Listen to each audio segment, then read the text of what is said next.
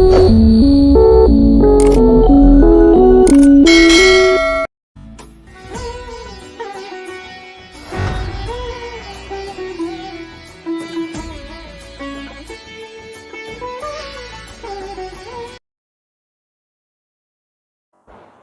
प्रणाम सभी सारिन साथियों को और समस्त सम्मानित निवेशकर्तागण का एक बार फिर से हार्दिक अभिनंदन, स्वागत है।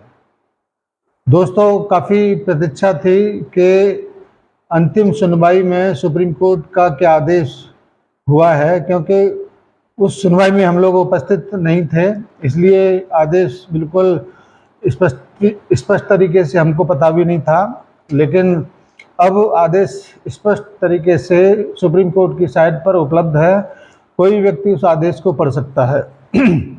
दोस्तों, 2-3 बहुत ही महत्वपूर्ण आदेश इस सुनवाई में अपडेट हुआ है, उसको आप लोगों तक पहुंचाने का कर्तव्य है और उसको आपके समक्ष प्रस्तुत करते हैं। एक बहुत महत्वपूर्ण डिसीजन हुआ है कि पूरे हिंदुस्तान भर में जो भी उपभोक्ता फोरम के मामले हैं या निचली अदालतों में सहारा के खिलाफ पेमेंट को लेकर जो भी कार्रवाई चल रही थी, उसके ऊपर माननीय सुप्रीम कोर्ट ने रोक लगा दी है। इससे ये फायदा होगा कि अब तक जो माननीय प्रबंधन जो अभी तक फ्रंट पर नहीं आ रहा था, अब वो फ्रंट पर आकर अपने कार्यकर्ताओं को और जमाकर्ताओं को क्या करना है, कैसे करना है, इसकी दिशा दे सकता है।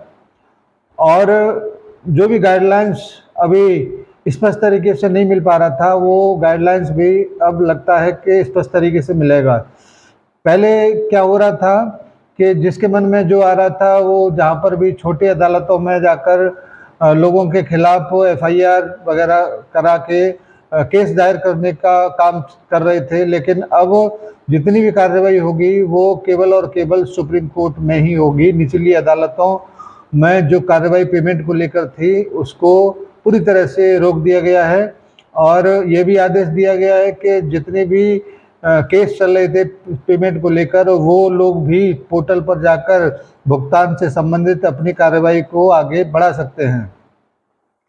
एक अपडेट ये हो गया। दूसरा अपडेट ये है कि जो 31 दिसंबर 2024 तक का पोर्टल का आदेश किया हुआ था, उसको एक्सटेंशन मिल गया है और वो अब 31 दिसंबर 2025 तक आगे बढ़ा दिया गया है।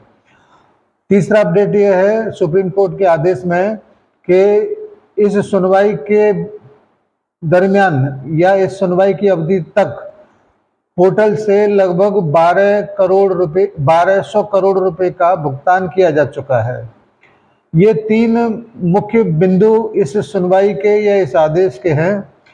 अब मेरा आपसे फिर से एक बार फिर से हाथ जोड़कर ये निवेदन करना है मुझे कि जितनी जल्दी हम लोग इस बात को मान लें कि सुप्रीम कोर्ट से बड़ा कोई नहीं है, उसके आदेश के खिलाफ जाना भी बुद्धिमानी नहीं है।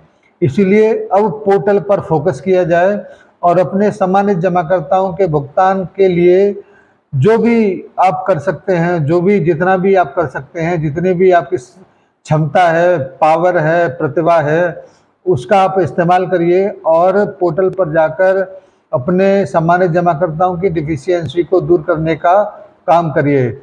अब ऐसा भी प्रतीत होता है कि सारण्य परिवार भी इसमें जोर लगाने का कोशिश करेगा और जो 3 साइडें संस्था की तरफ से मेन कार्यालयों पर उपलब्ध कराया गया है, वो छोटे छोटे कार्यालयों के लिए भी ओपन किया जाएगा, जिससे कि अधिक से अधिक सामान्य जमाकर्ताओं की डिफिशियंसी को दूर किया जा सके।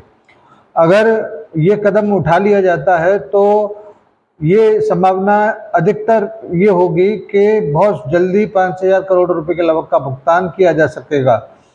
अगर छोटे स्तर के कार्यालय के माध्यम से या छोटे स्तर पर कोई व्यवस्था इस प्रकार की अगर बनती है तो निश्चित रूप से हमारे बहुत सारे सामान्य जमाकर्ता अपनी डिफिशियंसी को दूर करने में सफल होंगे, या जो जनसेवा केंद्र हैं उन पर ये व्यवस्था इस प्रकार की कुछ दिया जाए जिससे कि वहाँ पर भी जाकर अपनी डिफिशियंसी को दूर करने में जनसेवा केंद्र वाले भी मदद कर सकें।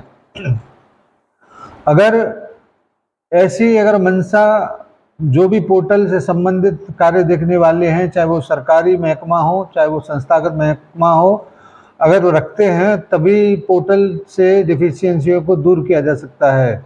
अन्यथा जनरल जनसेवा केंद्र वाले ये डिफिशियंसियों को दूर नहीं कर सकते, क्योंकि बहुत सारी विसंगतियां उस पोर्टल पर हैं, बहुत सारी प्रॉब्लम, बहुत सारी समस्याएं अपलोड करने में हैं। इसलिए संभावना अब ये आगे लगाया जा रहा है कि अब शीर्ष प्रबंधन सामने आकर इन डिफिशियंसी को दूर करने का रास्ता जरूर बताएगा।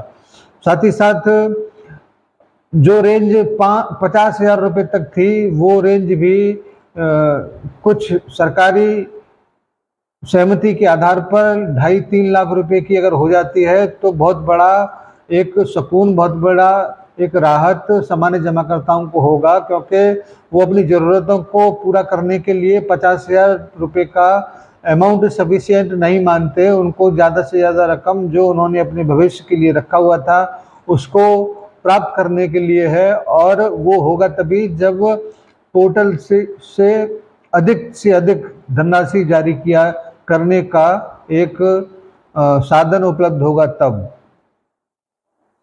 मैं आपके बीच बहुत सारी सूचनाओं को लेकर आता हूं। कभी कभी ऐसा भी हो सकता है, कभी कभी ऐसा भी आपको लगता होगा कि ऐसी सूचनाएं भी हम लोग प्रेषित कर देते हैं जो पूरा नहीं हो पाता है। मैं एक बार फिर से आपको स्पष्ट करना चाहूँगा कि हम संस्थागत या सुप्रीम कोर्ट के प्रवक्ता के तौर पर तो काम करते नहीं हैं जो अंदर से एकदम परफेक्ट जानकारी को लेकर आपके बीच में आए।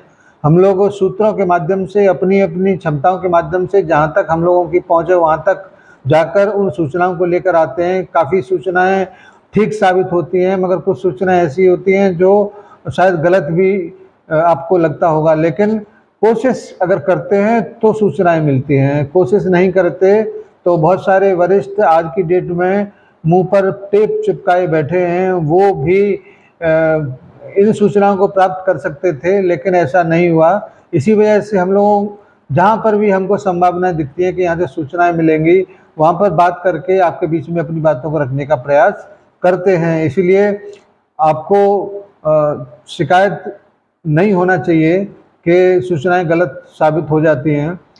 कोशिश तो यही होती है कि सूचनाएं सही हों, मगर कभी कभी आपको लगता है कि सूचनाएं थोड़ा सा डगमगाती हैं।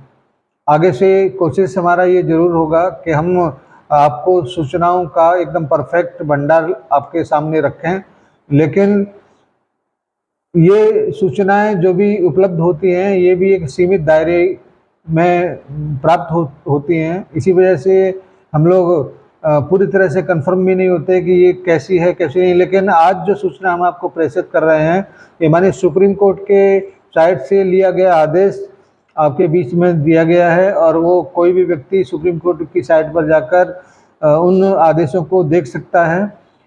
और आपसे एक और आग्रह मैं बार बार करता हूं कि जो भी सूचना हम लोगों को मिलता है वो अपने साथियों तक, जमाकर्ताओं तक पहुंचाने का जरूर काम करें, जिससे कि वो भी प्रेरित हों, पोर्टल पर जाकर अपने जो भी डिमांड है उसको ठीक तरीके से करने का। ऐसी बहुत सारी विसंगतियां डिमांड करने वाले टाइम पर हमारे जमाकर्ताओं के माध्यम से या पोर्टल पर जो लोग काम करते हैं या जनसेवा केंद्र पर जो काम करते हैं उनकी नासमझी की वजह से हुआ है।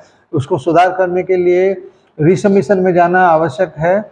बहुत सारे जमाकर्ताओं ने अमाउंट गलत भर दिया, सर्टिफिकेट नंबर गलत डाल दिया, रसीद नंबर गलत डाल दिया।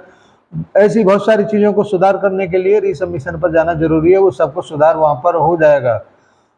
एक और बात मैं बताना चाहूँगा, वैसे इसका कोई अभी मेरे पास साक्ष्य तो नहीं है, लेकिन ये सूचना भी मिल रहा है कि 10,000 और 50,000 रुपये तक का जो भुगतान है वो शायद अंडर प्रोसेस में चला जाएगा, और जल्दी ही सभी जमाकर्ता जिनके 50,000 रुपये तक जमा हैं उनके खाते में पेमेंट पहुंचने की उम्मीद की जा रही है, क्योंकि मास्टर फॉरम और मेंबरशिप फॉरम की जो एक बाध्यता थी वो समाप्त हो गई है, ऐसा सुनने में आ रहा है। लेकिन पोर्टल क्या बोलता है ये ज़्यादा मायने रखता है। चलिए, आज का इस अपडेट के लिए आप लोगों को एक बार फिर से आभार। जय हिंद, सादर सारा प्रणाम और समस्त निवेशक साथियों को सादर नमस्कार।